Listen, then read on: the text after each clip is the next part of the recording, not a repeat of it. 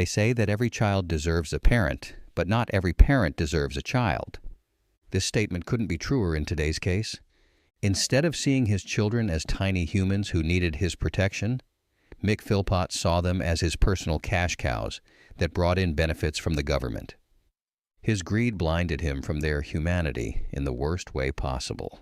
He was fame-hungry, narcissistic, and diagnosed as a psychopath who made everyone's life around him a living hell. In this video, we'll look at how Philpott and his accomplices took the lives of 6 young children and what drove them to do this heinous act. Let's get started. Mick Philpott was born in 1956 in Derby, England. He was notorious for fathering 17 children with multiple women, and if you thought he had so many children because he loves them, you would sadly be mistaken. You see, he had practically no nurturing qualities. In fact, he was an extremely violent and unpredictable man. His toxic pattern of behavior with women and children started with his first relationship. When he was 19, he charmed a 15-year-old named Kim Hill, and they began dating shortly after. In the beginning, Kim saw Philpott as an ideal partner, but it didn't take long before he suddenly became abusive in every way you can think of. His violence was so uncontrollable that he even started beating her in public. In one incident at a pub, Philpott struck Kim across the mouth with a pool cue. Needless to say, she started bleeding severely, but no one dared to intervene or tried to help her. He would use any excuse he could find to harm her. For example, once Philpott broke her arm and fractured her kneecap with a hammer when she paid too much attention to a baby she had been minding. As a British Army member, he would baselessly accuse her of infidelity when he returned from postings and physically assault her. He also shot Kim in the groin with a crossbow one time because he felt her dress had been too short. Kim, still in school, often lied about the cause of her injuries to protect Philpott. After 2 years of abuse, in July 1978, Kim plucked up the courage to send Philpott a breakup letter. In response, Philpott went AWOL from the Army and broke into Kim's home. He attacked her in bed, stabbing her 27 times with a 9-inch knife. According to Kim, he told her menacingly, "If I can't have you, no one else will." When Kim's mother intervened, Philpott stabbed her 11 times. Both Kim and her mother barely survived the attack. Despite being badly injured, her mother, who was a nurse, crawled to a phone and raised the alarm. Paramedics arrived to find Philpott on the stairs, still holding the bloody knife. He told them, "I wouldn't bother. She's a goner. I'd done a good job on her." Kim actually died twice in the ambulance and on the operating table as surgeons battled to save her life. Philpott had slit her stomach open and stabbed her on the back, arms, and legs. She suffered collapsed lungs and a punctured bladder, kidney, and liver. During the trial, he lied and implied he stabbed her in self-defense, but all the evidence showed otherwise. Philpott was found guilty of attempted murder and grievous bodily harm. He was sentenced to 7.5 years in prison, but was released after serving just 3 years and 2 months. According to records, this early release was due to his good behavior. Needless to say, he received nothing more than a slap on the wrist and had absolutely no incentive to change his twisted ways, as we'll soon see. While in prison, he sent Kim letters expressing remorse and even proposing to marry her upon his release. This horrific attack left Kim traumatized, and she is still receiving counseling 4 decades later. Recalling her hellish life with Philpott, Kim added, "Do not say no to Mick Philpott. You don't say no to him. He doesn't understand the word." After his release from prison in 1986, Philpott married Pamela Lomax. They had 3 children together, and he continued his abusive behavior. Pamela was too afraid to report him, knowing what had happened to his previous partner, Kim. She prayed that he would move on to someone else, which is what he did. In 1993, Philpott, then 37, began a relationship with a 14-year-old girl named Heather Keogh. Pamela left him after discovering the affair. The teenage Heather ran away from her parents to be with him on her 16th birthday, and they had 2 sons. Philpott was abusive towards her, even beating her for not having a girl. He even taught his older sons to be violent against Heather. Philpott wanted Heather to produce more children, but she did not conceive again. She was often punished by being locked outside the house in the garden, and told police Philpott once held a knife to her throat when she tried to leave him. Eventually, she climbed over the fence and escaped him. Heather was forced to temporarily abandon her children before regaining custody after a long court battle. She said that Philpott was a Jekyll and Hyde character, charming when they first met, but later violent. In 2000, Philpott met 19-year-old Mairead Duffy. She was a single, teenage mother who had recently left an abusive relationship. Philpott, she said, became her guardian angel. They moved in together shortly after. He took on responsibility for her son and proposed to her in hospital after the birth of their first child, Jade. The following year, he also began a relationship with Lisa Willis, a 16-year-old orphan who also happened to be a single mother. She became his mistress and moved in with him and Mairead. Perhaps because of Philpott's domineering presence, Lisa and Mairead became very close. They regularly confided in each other, and Lisa said she had treated Mairead's children as her own. There is clearly a pattern here. All three women in Philpott's life had been teenagers when they met him. They had effectively been groomed while they were vulnerable. Philpott married Mairead in May 2003, with Lisa as the bridesmaid. From that year onwards, Philpott lived with both women and had 11 children in a 3-bedroom council house. Both women worked while he remained unemployed, collecting their earnings and government benefits.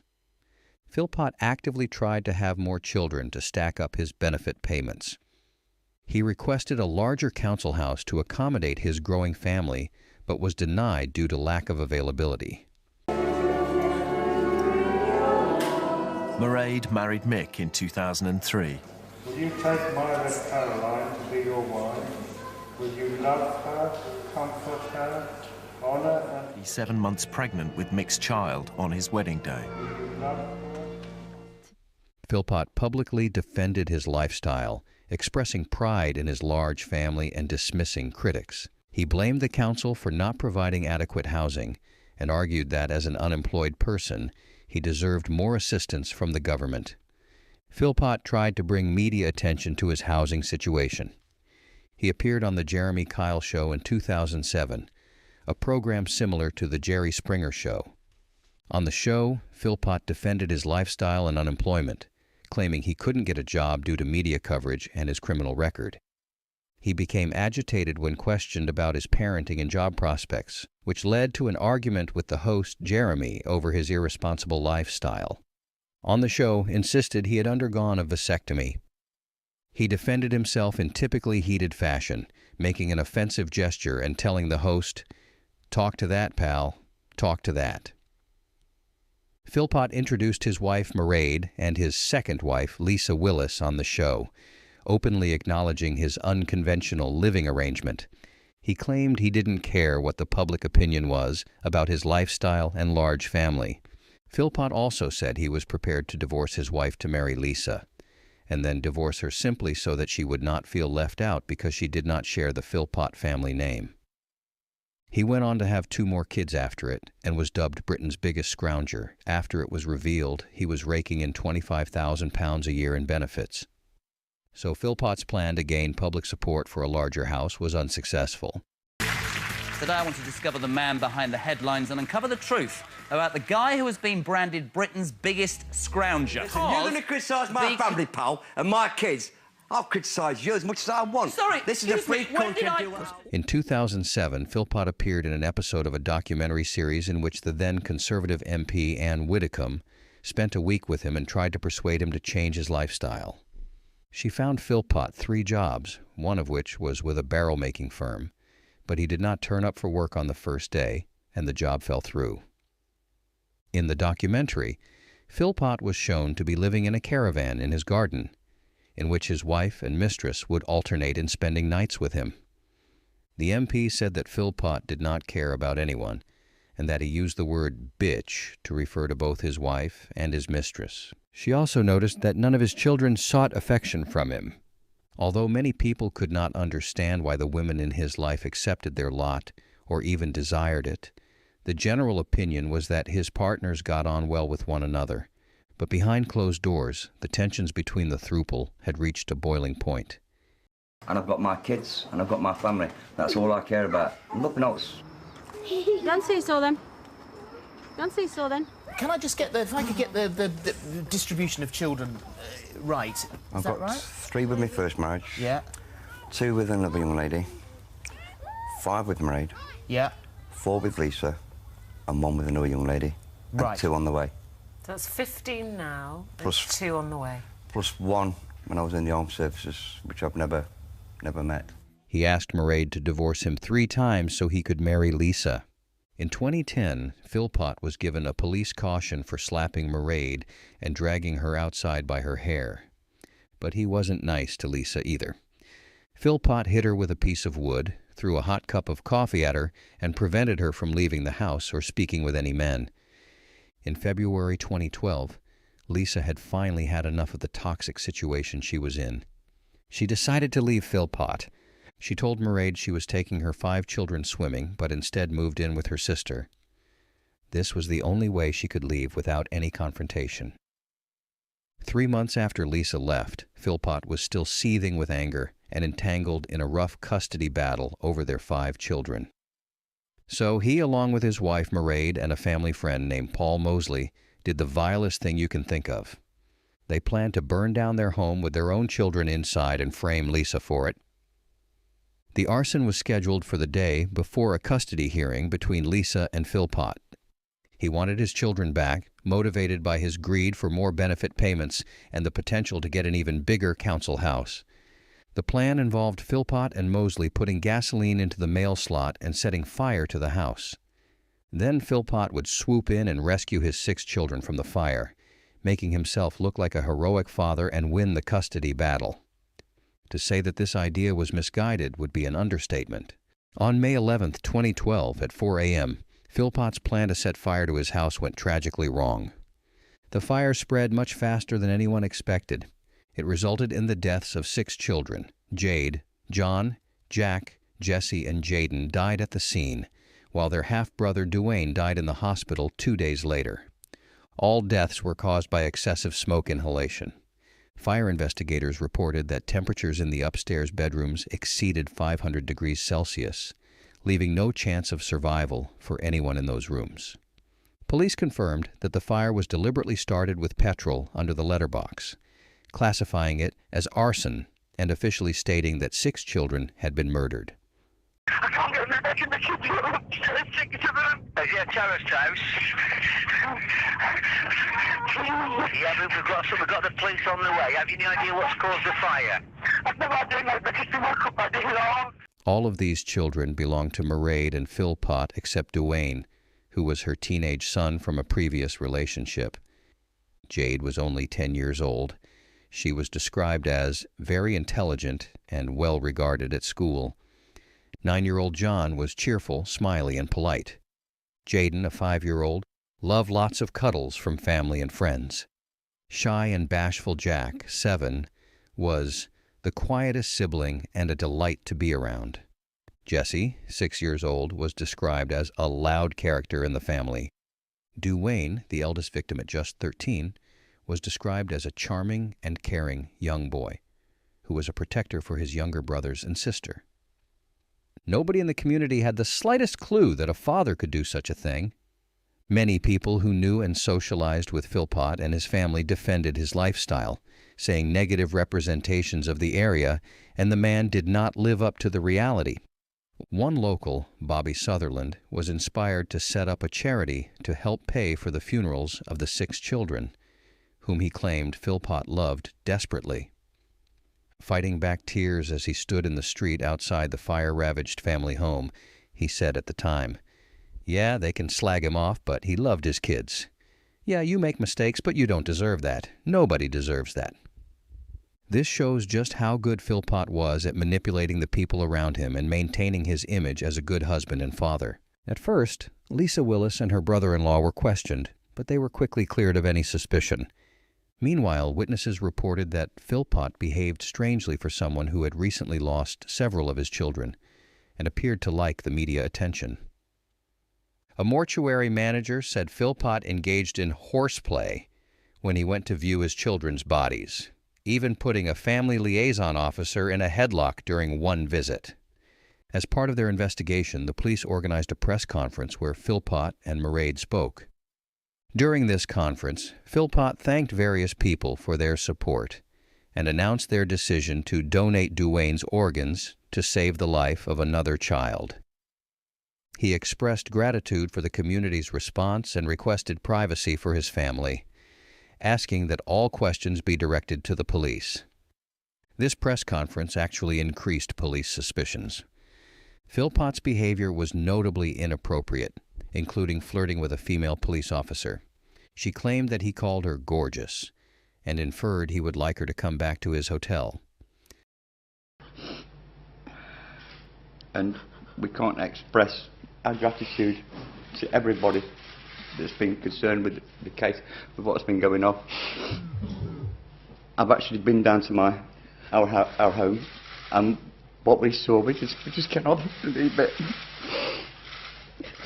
We grew up in a community that's had a lot of problems with violence and God knows what else, and to see this community to come together like that, it's just too overwhelming. The police found forensic evidence linking the Philpotts to the crime. A discarded petrol container and glove had been found near the house, and in November, forensic investigators discovered that the clothes of the Philpotts and Moseley had petrol on them. For further information, they placed a recording device in the police vehicle and their hotel room. The recorded conversations revealed incriminating statements from Philpott, including him saying it was his fault they lost their children and family. He can be heard saying, "You definitely sticking with the story? I didn't mean to do it, on my life." Plus, the recording captured Philpott watching Mairead perform a sexual act on Paul Moseley, their accomplice. Philpott was heard telling his wife, "I'm proud of you because you didn't want to do it." Tell me what you said to him. What did you say about how many times I went up ladders? I almost can't how many times I went up the ladders. What did you say about me trying to get in? You tried everything you could to get in. Like I said to him, I wanted to run through the flames up the stairs.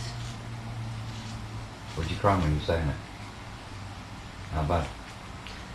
Not really, really bad, but I did cry. That's hysterical. Let it go then. You want Lisa. It's my fault that half the family's gone. It's my fault we lost our children. It's my fault we lost the other 5 children. It's my fault we lost Lisa. I should have seen it all coming up. It is my fault.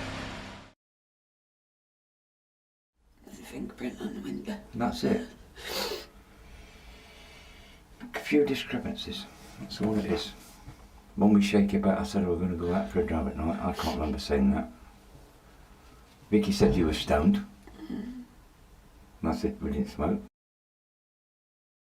In police interviews, Moseley said he had sex with Mairead over a snooker table hours before the fire broke out. It's believed this act was encouraged by Philpott to keep Moseley loyal to their cause. Philpott even admitted having 3 or 4 sexual encounters with his wife and co-defendant Paul Moseley not long after his children's deaths. These recordings, along with other evidence such as an unused ladder found at the back of the house, intended for the planned rescue, also implicated Philpott, Mairead, and Paul Moseley in the arson plot. On May 28, 2012, Philpott and Mairead were arrested on suspicion of murder.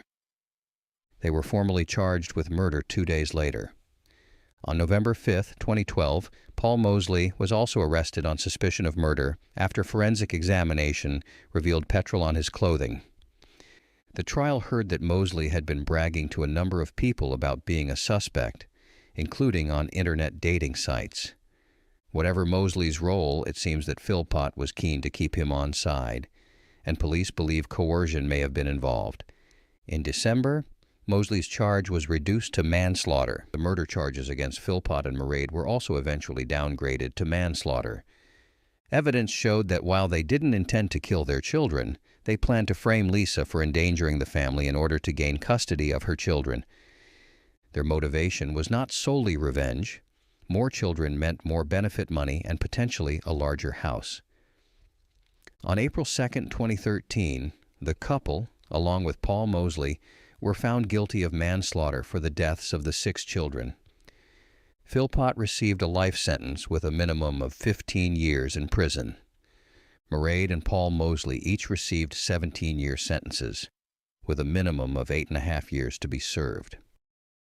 Mairead later appealed against her sentence, but judges ruled the original term reflected the immeasurable harm she had caused. Court of Appeal judges said petrol found on her clothes showed she had participated in setting the fire, which had not been a spur-of-the-moment plan. She had also lied after her arrest, the judges said, and continued to hide the truth during her trial. In her sentencing remarks, Mrs. Justice Thirlwall said it was clear the fire was Philpott's idea, but she said Mairead's children died because she put her husband first. We therefore have come to the view that this sentence cannot be criticised. The judge was careful in reaching the conclusion she did. She gave very cogent and clear reasons for it. She assessed against her primary findings of fact the blameworthiness of Mairead Philpott and arrived at a sentence that reflected that very severe degree of blameworthiness, together with the immeasurable harm she had caused by the killing of her 6 children, for whom, like any other mother, she had an absolute responsibility. We have, after an examination of the circumstances and a careful consideration of the judge's remarks, come to the conclusion without any hesitation that this appeal must be dismissed. In November 2020, Mairead was released after serving half her term. She was eligible to be released on license and taken by convoy to a halfway house. According to a source for The Sun, her convoy was like one given to a celebrity rather than a mum who killed her 6 children. Mairead was also given a new identity for her protection. The Center for Crime Prevention described the release as appalling and called for killers to serve their full sentences for such crimes. Paul Mosley, too, was released from prison in May 2021 after serving half his sentence, but returned to prison in 2022 after breaching terms of parole. In November 2023, he was released again. The parole panel stated, "The panel was satisfied that imprisonment was no longer necessary for the protection of the public." So while Mairead and Mosley are free, Philpott is still in prison completing his minimum sentence of 15 years. Philpott was characterized as a monster, abusive to women and exploitative of the welfare system, who viewed children primarily as a source of income. Psychologist Glenn Wilson described Philpott as clinically a psychopath and exhibitionist with antisocial personality disorder. What did you think of this horrific case and everyone involved? Do you think their sentences were too light? Philpott definitely got away too lightly for his attempted murder charge in the 70s. Do you think these deaths were preventable had the justice system been harsher back then? Share your thoughts in the comments below. If you want more videos like this, please be sure to like the video, subscribe, and hit the notification bell so you don't miss out on more true crime videos. See you in the next one.